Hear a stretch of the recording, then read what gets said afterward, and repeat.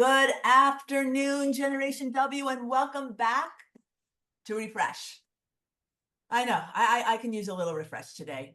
You know, this is our time to connect, to be inspired, to learn something new, and, ultimately feel a bit better for this time that we get to spend together. And that is what Generation W is all about.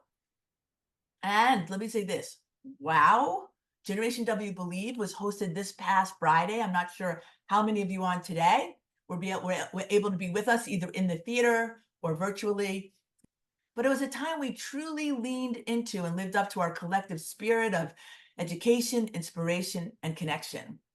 And I got to tell you, as those of us who stood beside each other and embraced the power of believing, this year's theme, we got to appreciate, the positivity of relationships that are built on perhaps circumstance, happenstance, but actually also goodness. And I have to just tell you a little bit about Heidi. I think for me, it's so special and joyful to have Heidi with us today, Dr. Heidi Hanna. I met her, can you believe, Heidi, it's about 10 years ago. And we were at a PGA event for women. And I forgot what city it was in. And she was speaking and I was speaking, and I thought she was amazing. And so I invited her to join us at Generation W. And being a West Coast kid, and she still is, I thought maybe that wouldn't be possible. But sure enough, as she always does, she showed up with all of her enthusiasm and brilliance and lifted us then as she does now. She returned again to our community and for maybe one or two more times, and then she kind of just disappeared. As her friend, as well as her colleague, I and several of us were concerned about that, and she'll talk a little bit about that. But then suddenly she reappears. So she leaves us a little note and asking how Generation W was. And when I got that, I literally cheered, like, okay, Heidi's okay. This is really great. Letting us know that she'd be around. And if we had some time or opportunity, she'd love to come join us. And of course, we'd always love to have her join us. But we had no spots. It was kind of late in the planning process. I'm like, and then, as life has it, unfortunately, somebody had a sad incident in their family and they had to drop out. We all looked at each other and were like, let's call Heidi. And we did. And there she was. She showed up. There she is right there. And by the way, I love this. You can't stop the waves, but can you learn to surf? Being on the World Surf League board, I can tell you, I totally appreciate that. Heidi shows up. As you can see, she'll talk to us about our rose-colored pink glasses. And it's just her mastery. Oh, listen, it's about her vibrancy, which you will feel in a second. Her mastery on managing stress and brain-based health and performance is just remarkable. She's a New York Times bestselling author of several books, including The Sharp Solution, Stressaholic, and Recharge. I think I have them all here in my library. I should have pulled them all out, Heidi. She has this incredible passion for the work, and it comes from her own personal and early struggles with stress, anxiety, and depression. And we all know those personal experiences provide insights that are very, very valuable in helping ourselves move forward. And she shares them so generously. She recognizes that a healthy relationship with stress and stimulation is a critical part of learning how to use challenges and opportunities for growth. And I think we all want to grow. So I'm here to say, I love you, Heidi Hanna. And I do want to say one more thing. Today is our 90th refresh. Wow. Heidi Hanna was here for our very first refresh. You helped launch this, and here you are back again. So welcome. So glad you're here. And thank you so much for always being a guiding light on our road at the Generation W for the Generation W community. Wonderful, wonderful. So glad to be here. You're going to hear probably a little frog in my throat. I'm still recovering from all the excitement that was Gen W and that fabulous event and some travel and such, but was so excited to be here with everyone, as I always am. Warts and all, I guess. Tea, I've got my hot tea, I've got my cough drops, and I am ready to go. Awesome. Let's say, I just want to say so many more people have come on. I want to say hello to all of them, of course, because that's just what we do. Webinar chat. Hi, Catherine and Alexandra. Nice to see you guys, and congrats on 90. We appreciate that very, very much. Heidi, where should we start today? A quick little story. I haven't been feeling great myself. Yeah. So I just decided, hey, I'm going to go to my doctor. So I walk in. She goes, "Why are you here?" I said, "I don't even know if I'm at the right place, but I just don't feel well." She goes, Yeah. "Let's talk about what's going on." And I did. And she goes, "Oh my God, Donna, I think this is about stress." And I Mm. think I'm a stress master. Like, bring it on. Talk a little bit about stress in our lives, the good, the bad, the ugly. Well, stress is such a funny word because it doesn't mean a whole lot. I mean, if you think about it, stress is a word that we kind of use as a catch-all for things that are outside of our comfort zone. But as you mentioned, it's not always bad. So one of the things I learned really early on as I was traveling and speaking and doing things that were so far out of my comfort zone is that even when things are wonderful, and exciting and we have that passion, it's still stressful because it's not the safe space, that we can stay in, we can plan. But obviously the people who are here are the people who want to live bigger and want to do more and want to share more, and that's all wonderful, but it's still an energy output. So I think when we kind of break it down, what we're talking about is stress is what happens when demand exceeds capacity. So it's not necessarily bad or good. It's what happens when demand exceeds capacity. So if I'm traveling and it's a different time zone and I'm around different people, I ended up this time actually booking my flight a whole day early so that I could get there and have time to adjust. So I wasn't getting in at 1 in the morning and then getting up at 5 in the morning to try to go and be extraordinary. It just doesn't work that way. But unfortunately, I think we have to learn those lessons along the way. And usually, when things are going really well, then people get confused. Like, why am I tired? Why do I not feel so passionate? My life is really good, and some people have it so bad. So then we start comparing ourselves, which just magnifies the whole thing. So, to me, really understanding what stress is and kind of leaning into it and trying to use it in a positive way is really important. And then you mentioned the rose colored glasses, so I'll just throw this out there right now. um, I actually was really stressed coming back. I'm like, this is my third. I did an opening keynote, I did a lunch keynote, now I'm the closing keynote. I think I might be on my way out, I don't know, but I wanted to do something different. And to me, it was all about giving people something tactical that they could take away that represented that experience of us all being together, so that when they weren't there, if they were feeling down or if they were feeling overwhelmed or stressed or whatever it might be, they could remember the experience that they had, the messages that they heard, and the fact that when we choose to put on rose colored glasses, it actually does improve our positivity and our optimism. So today happens to be one of those days for me where I was excited to put on my rose colored glasses and just think about that community and connection and love that we all share. And with that comes another really important thing, which is the ability to be authentic, to show up and be able to say, hey, I'm not feeling great today, but I'm going to do the best I can, instead of trying to impose the imposter syndrome and, everything's great and life is wonderful. You know what? Sometimes we wake up and the glasses aren't pink, and that's okay. Like, that's part of the natural experience of being human. I love Being that. By able the to way, share that is everything. I just want to acknowledge that I don't know, Trisha in my life also makes me feel like I wear rose-colored glasses. She's wearing hers. Karen Pilgrim's wearing hers. Wow, that's awesome. It's funny. Um, I was just talking about how much you're in my life, Heidi, but look Yes. who's sitting right on my windowsill, right? Yet another tactical thing. Like, talk about a little bit about our stress monkey. Yeah, so I've always been a fan of monkeys. Believe it or not, my mom and dad got a capuchin monkey for a wedding gift. So before I was even born, there was a Wait, wait, monkey. wait, wait. What? Who Yes, gets the that's a whole other thing. That doesn't explain a lot about my upbringing, but so I've always loved monkeys. And there was a time in my life where I was working so hard. Again, I had these opportunities to go and speak and travel and do these amazing things, but that's not something I really wanted to do. I've shared with this group many times my two biggest fears were flying and public speaking. And so now I'm doing that for a living and I feel grateful, but I'm also exhausted, overwhelmed. I mean, all the stuff that comes with that. And so I ended up getting really sick for a couple weeks, couldn't figure out what was going on. It was massive anxiety. And I had to take a little bit of a break and figure out if I could keep doing it.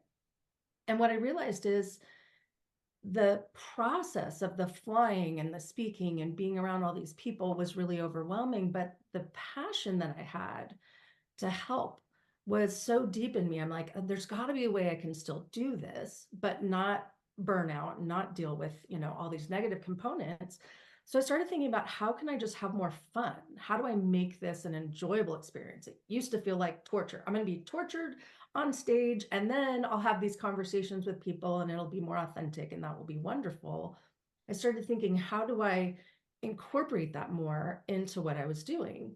And so a friend of mine mentioned this. She knew I love monkeys. She mentioned this monkey, and I bought out as many as the store had, and I put it on the podium, or I can put it on my little computer here, so that when I would feel that pressure and stimulation, I would just glance at Melvin, the stress monkey, and remember to lead with my heart and to have more fun. Because if I'm enjoying what I'm doing, it's going to come across better to everyone. And obviously, I'm not going to reach everyone. So I have to let that go. But when you squeeze Melvin, his little heart pops out. So it was leading with love, really. And after that, I ended up buying 10,000 of them and giving them away to charities and hospitals and refugee children. And it just was so cool to watch that trickle effect happen. But that, again, those tangible things, whatever it is, I would encourage people to just even look around the room and see the things that give them meaning and purpose and fun and play and all of those things. But just putting them around you isn't enough. We have to really connect with it, give ourselves time and space to feel the emotions that we want to be experiencing. And so those are the little things, I guess, now that I realize are so much more impactful than necessarily sharing the research on, why stress causes inflammation and how it's bad for our brain and how it causes us to gain weight and all of those things. And now saying, what's the substitute? What's the focus we want to shift towards? And that's why I love the theme that you had of believe.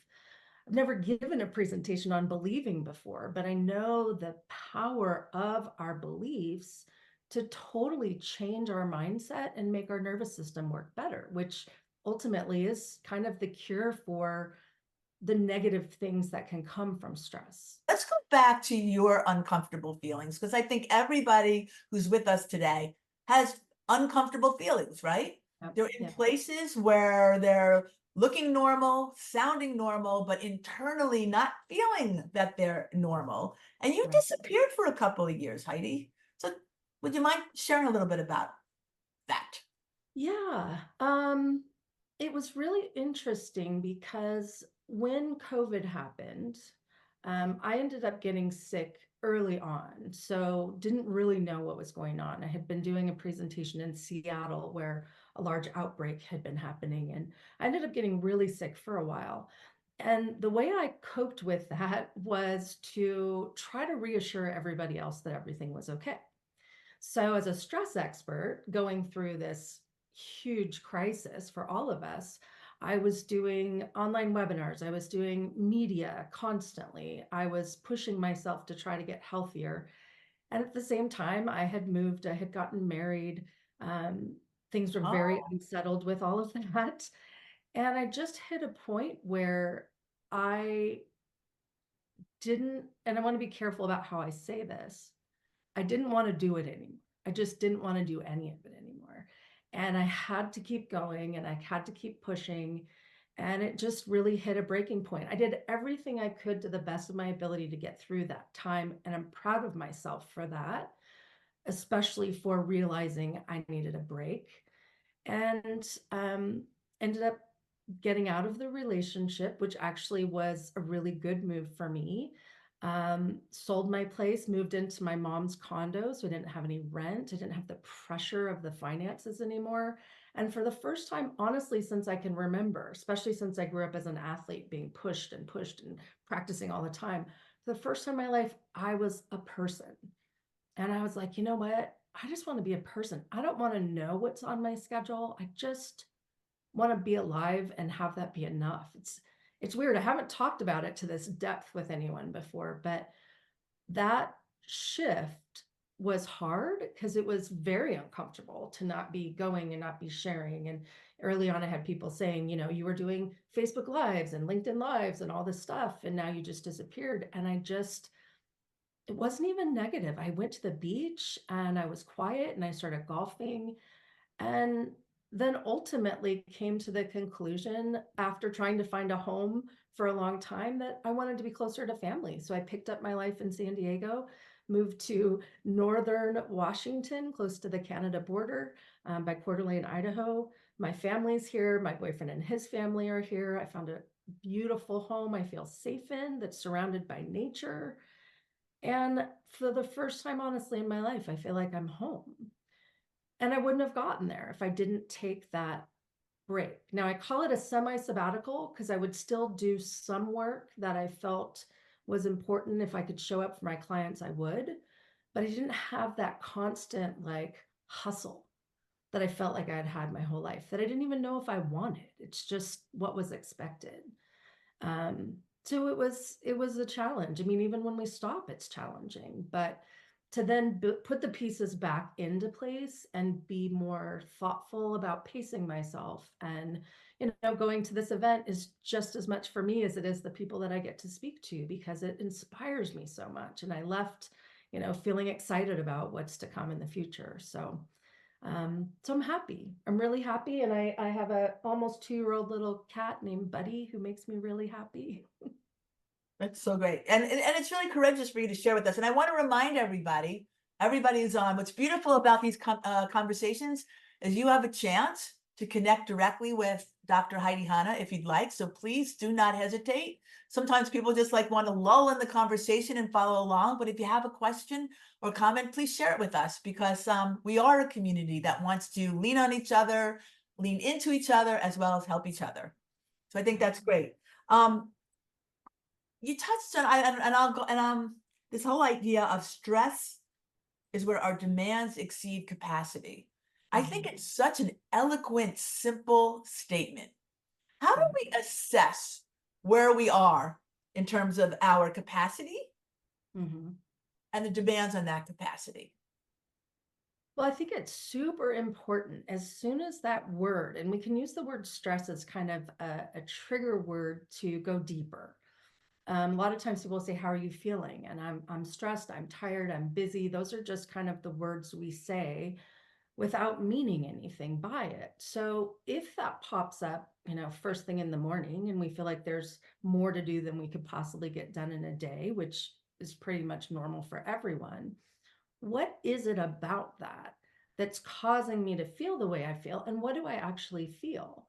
Because there's kind of highs and lows to the stress patterns that we experience. For example, when we first experience stress, it tends to be a high energy stress. So we might get headaches or muscle tension or brain fog, or, feel like we have too much energy.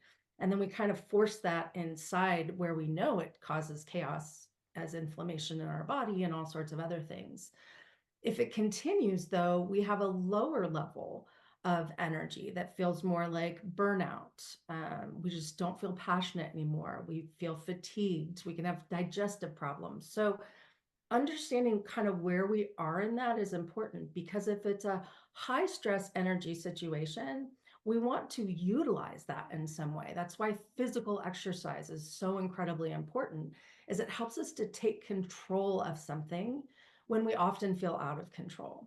We could do the same thing by volunteering or reaching out to a friend, but there has to be movement of the energy that stress creates in our system, or else it gets stuck and it gets toxic. And in fact, now that I say that, I think Dr. Edie talked about that even in her discussion of what happens when we trap trauma or stress in our body, how bad that is for us.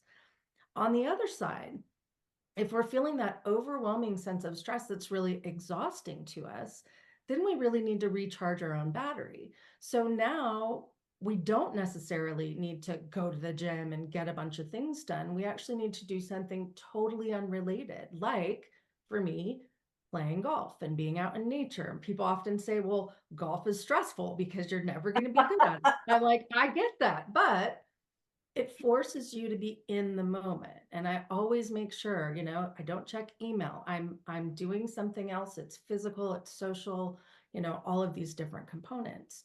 So I think the first thing is really kind of saying, what do I feel? And even maybe where do I feel it? Because it can show up in different places in our body. One that happens a lot. So for me, losing my voice a little bit, sometimes that happens when we're feeling vulnerable. It's almost like we feel like our voice isn't being heard, or we're afraid it's not going to be heard. Even as I'm saying that, I feel my throat get tickled. And sometimes it's actually manifesting as a sign of what we need to pay attention to. Aha. With Take a that, cup. Yeah. Take, okay, I'm taking one in sympathy with you. throat coat, by the way, it's delightful. Okay. Um, so it's that. And then, the thing that came to me that I think was the most important during the COVID experience was asking yourself, what value is being threatened in this situation?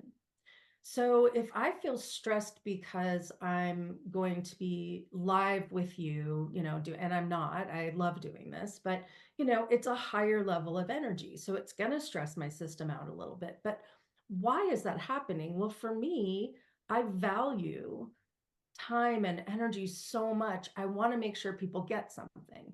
And that's out of my control. I can only do so much, right? So if I understand the value that's being threatened is, am I contributing in some way? I realize that's out of my control, but what I can do is prepare myself to the best of my ability, make the tea, get a good night's sleep, watch something inspirational, whatever it might be, put on your rose-colored glasses. Those are the things that increase our capacity so that even though the demand's higher, we can meet that without all the stress hormones and other things that are going on. So I like to think of it as like being a detective, a stress detective, right? So I feel stressed. What does that mean? Why is it there? What is it trying to tell me? And then be grateful for that. As crazy as it sounds, if you didn't feel stressed, that would mean you don't care. So stress, in a way, is showing us what we care about so that we can focus on that, um, and not all the other stuff that maybe we don't care about. So to me, stressing is a blessing. It's a lesson as long as we learn to unpack it and understand what it's trying to tell us, and then that's how we actually use it for positive change. That's awesome. That's really awesome. It would be great if people wanted to share some of the ways they deal with stress. I'm looking for some ways myself now, trying to, as we move forward past Gen W. But you Mhm. have some lessons. We always ask our guests for 3 things you'd like to leave with our group. And let's start with number one. Um, how do we understand our stress? Heidi, I was at a brick wall. Why do I feel like this? How do I understand it when you're in the throes of really being overwhelmed by it? Well, and I think in your example, you did a really wonderful thing that most people don't do, which is go talk to somebody. And it could be, somebody, just a confidant or a friend, but especially if you can talk with a trained professional or someone who can help you unpack that. So in this case, if you came to me and just said, I don't know why I'm feeling this way, it would be so obvious to me to look back at the energy expenditure that you just put out leading up to this event. You can't have that up without having some down. The problem is when you're used to going all the time, the down feels crappy. I opened my book Recharge with like, I hate being tired. I hate the feeling of being tired because I feel like I'm being weak. And my dad is my coach. I hear him going, come on, go get him, snap a towel around it. You gotta, live like you're dying, all of these things. And at some point, we just need to rest. But resting is uncomfortable for most people. So, talking it through, if you talked with somebody and said, okay, I'm going to try to understand this, and a medical professional would be great for that because they can also make sure there's nothing underneath the surface that's going on. Because sometimes there is. Maybe you're not sleeping, you have a food allergy, you have the flu, who knows? So, it's good to unpack that first. But I think ultimately it's asking those questions, why do I feel this way? What's been going on? What do I have too much of? What do I not have enough of? And I'll tell you a great question. When's the last time I laughed? Aha. Because that to me is one of the first signs that we're becoming depleted. Have I found anything funny lately? No. Okay, what's going on with that? If you had a good belly laugh with a friend, and if you haven't, go find one. Find a way to laugh and lighten up and start doing those types of things. It's amazing how well that works. Right. It's funny, Alex. Hey, thanks, Alex. Her de-stress, spending time with her dog, Roxy, right? You've Mhm. got Buddy. I've got Tiger Lily. I'm sure a lot of people have animals who create stress in some ways, but actually are just these bundles of love and joy, right? Absolutely. Absolutely. And so we can build those in, but I want to go back again. I think this is so important, especially for women. It's important for everyone, but especially women. We are not designed to be going all the time. And our tendency is our brains work very holistically. So we're not just thinking about the task, we're thinking about how it affects other people, if other people's emotions, we can kind of absorb those. Stress is very contagious. So I'll tell you, like, there's certain times right now is one of them that watching the news is really not helpful for me. I watch like a 20-minute, very quick news clip, and then I get on with my day and I don't go back to it because I want to know what's going on. But there's a lot of stuff that's out of our control that just adds to the sense of overwhelm that may not be related to us directly or that we may not have control over. Now, that being said, if you're passionate about something, then go get it. If politics is overwhelming you and you can step into that role and be involved in some way, that's a way to mobilize stress. That's great. But that's also not for everyone. So to understand kind of our own unique relationship with stress and stimulation is going to be super important. All right. Now, number two on your list, you say befriend stress. Yes. Stress is good. If you did not have stress, you would not be alive. And what's interesting is people who think that something's going to take stress away and then actually get to that point are usually less happy as a result. The example being winning the lottery. We think all of our stress is going to go away, and there's just a whole other bucket of stress that comes with that, believe it or not. Becoming famous, getting a New York Times bestseller, like all of that stuff, you get to that point and go, I'm still me and the world's still the world. And so now what? This is really an inside job here.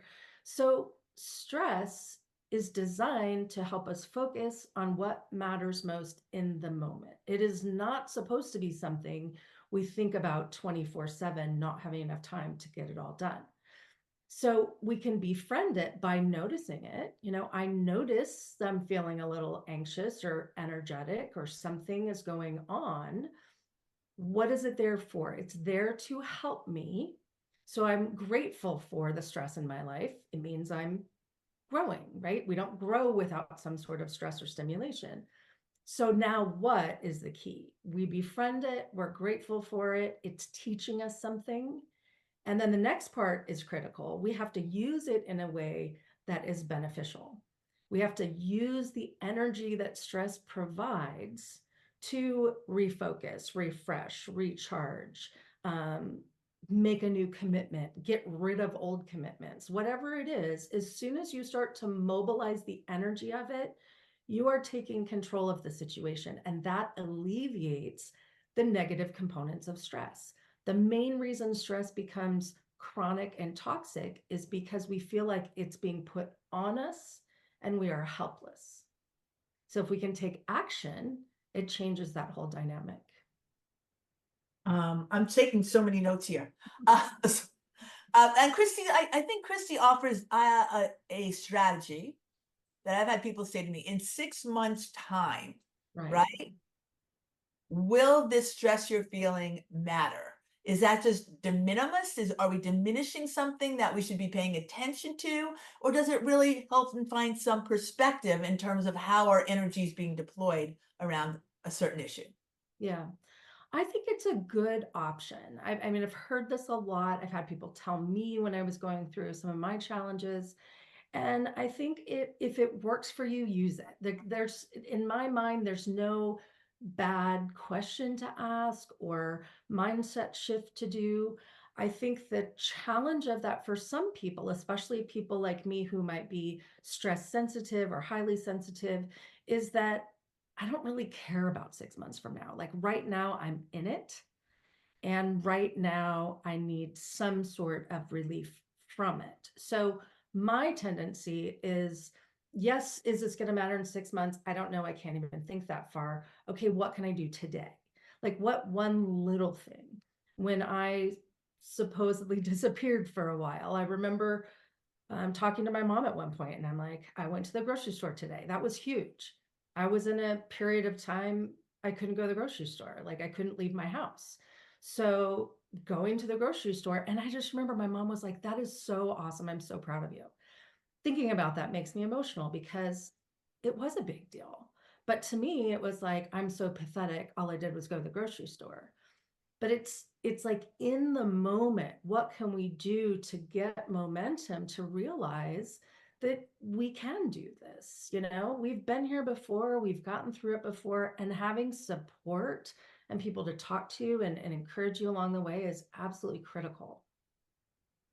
Right. And you have to find those people in your life. Yep.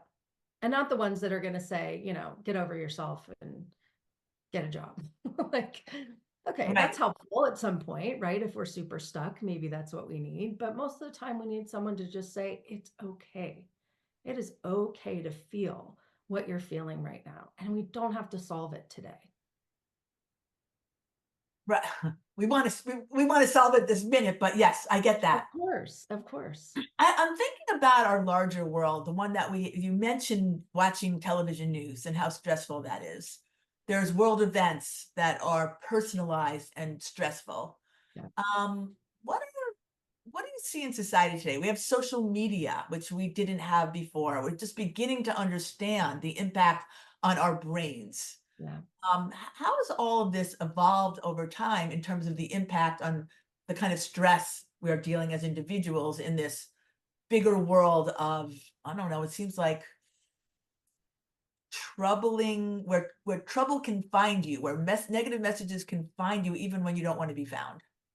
Yeah. It's such a big question. I think, if we look at social media, for example, I think my tendency as a sensitive person is like, it's all bad and we need to get rid of it and protect our children because they're getting bullied and comparing themselves and all of this stuff. But the research actually shows that it's also really beneficial. It depends on how you use it. So I could say the same thing with TV and media and such is like, we have to take ownership of what we're allowing in. And we don't want to be, I guess I should speak for myself. I don't want to go live on top of a mountain and be totally clueless to what's happening in the world. But I also don't want to become so focused on it that I'm paralyzed to take any sort of action. So there has to be a balance of some sort. And I think also in the home, and I would say the home, obviously your immediate family, but it could also be your community, your friends, your colleagues. Where are we being fed? Where are we learning who we are so that when the messages come, we know that that's not coming from a source that's trusted. We know who we are. I think, and I never really thought about this before, the idea of learning who we are and what matters most to us is so critical. And I'm not sure we're really guided through that process as we're growing up, unless it's strong within a family system. We're getting the messages from everywhere else of who we're supposed to be and what we're supposed to do. And I would love to see those conversations, with the young girls and the work that you guys do, um, really helping them understand who they are and becoming strong in that so that the rest of the noise doesn't have the impact that it seems to be happening right now. And the last thing I'll say about that is I think, unfortunately, not just the conversations, but the volume of it is so loud and so constant that it's causing a lot of these feelings to get trapped down in people that come out in ways where they can take control. So road rage, violence, even just emotional violence towards other people, that's coming from a place where people feel out of control and overwhelmed.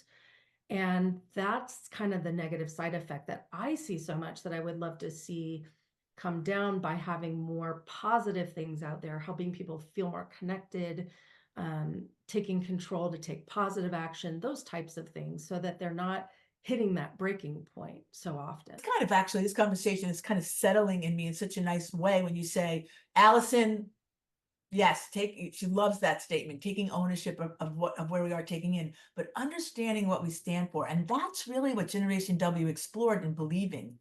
Yeah. Getting up and making that statement or spending that time. And I know I spent months doing it. What do I believe in? Yeah. What do I believe? And when you do that and people really spend that time, it's like a belief audit. We are Yeah. so much more similar than we are different. There are core values of a belief in goodness, in love, in achievement, in caring and sharing. And when you can really focus on that, as you are saying, Heidi, it's calming, right? Mhm. It's inspiring. It moves us forward together, which is how we're wired as people, isn't it? Yep. And it makes us feel safe. And I think that's ultimately the key to how our nervous system functions, to how our mindset functions, even how our digestive system functions, is, are we safe? And, it's funny when you said that, what do we believe in? The thing that popped up for me was, I believe people are good. I really believe people are good. And a lot of people are wounded, and their actions come from a wounded place. And so then I started thinking again about Dr. Edie Ah, and her book, The Choice, and choosing to forgive people who have wronged us, it to the extent that she did, and she talks about, is almost unfathomable. But if that isn't a lesson for all of us to forgive the road rage in the car, or a partner that comes home who's had a bad day, or whatever it might be, a child who's getting on our nerves, a cat that won't stop wanting to play fetch at 3:30 in the morning. But whatever it is, to just be able to say, ultimately this is coming from a place that's good, and usually there's a wound there, and maybe I can't help that person, but could I be kinder to someone else today? That saying, you never know what someone else is dealing with on the other side. I think that kind of grace and compassion is really important, and it's not going to be natural if we're in a state of stress, overwhelm, or feeling unsafe. Naturally, our emotions are going to be fear and scarcity and isolation. So that's where I go back again to the tools, whether it's the stress monkey or the rose colored glasses, or I mean, I could look around the room and see a million things. Focusing in on that, allowing ourselves to recharge our own battery. Now, from a place of safety, we can be compassionate and kind, but we have to really take those steps, almost like training in the gym. We have to train our mind and our soul to be open to what's positive. ha, ha, ha. I'm writing that down again. Train. And we've done a lot of work on positivity and possibility, and that's what we do when we work with our girls. Yes, Yeah. Shaniqua, the account of accountability. We do have a fiduciary duty. We have a responsibility to each other, which also opens up our own selves to right to a lot Yeah. of the good things that you have um, been talking about. Sherry just sent me a note. I personally, well, I'm not even gonna judge it. I'm just putting on my glasses. Okay, sitting where you are now, what advice would you give to your younger self? Oh boy.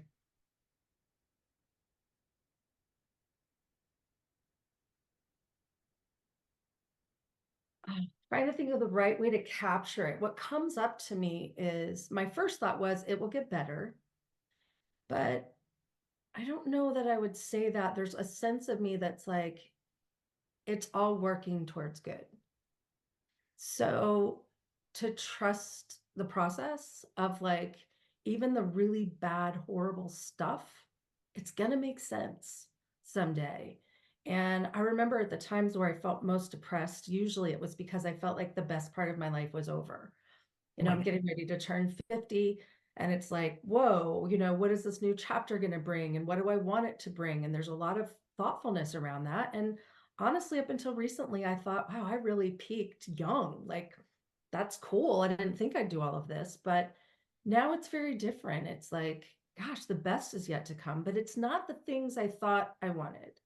It's the time with family, the time with my boyfriends that I love so much, and the good that we're able to do in the world. It doesn't have to be on a big stage. It's more the simple pleasures of life now, traveling and then being so grateful to come home to a quiet space.